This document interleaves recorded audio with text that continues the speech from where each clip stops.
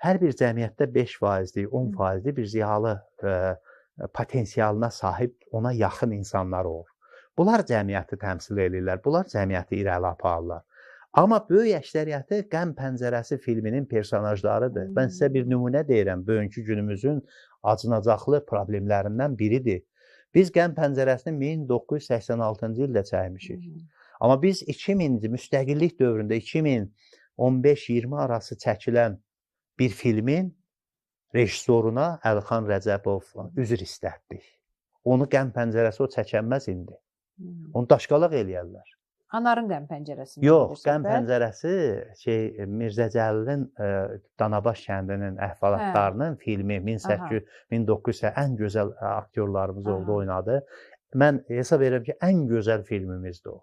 Ən gözəl, bizim belə bizi düşünməyə, bizi dəyişməyə məcbur edən bir filmdir. O filmi biz 2020-ci ildə çəkənmərik. Onu dövlət yoxa, dövlət icazə verər. Cəmiyyət qoymaz. Cəmiyyət qoymaz ki, Şeyx Nəsrullahı ifşa eləyəsən.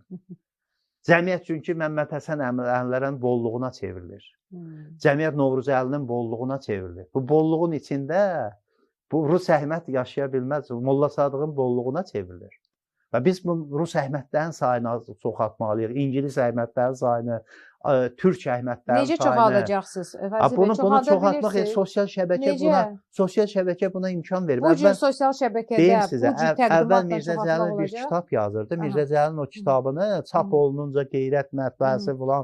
Bunu gedib uzaq bir dağ kəndinə 10 ildən sonra çatırdı.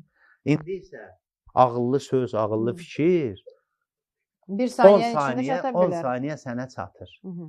Demək, biz cəmiyyəti ağıllı, doğru, sağlam düşüncəni alışdırmalıyıq, məcbur eləməliyik, yönətməliyik, döyməliyik, söyməliyik, lap üzərinə getməliyik ki, yönəl buna. Çünki o biri alternativi biz yaşamışıq 19-cu əsrdə. 19-cu əsr bizim məktəbə getməmə uğrunda mübarizə tarixi.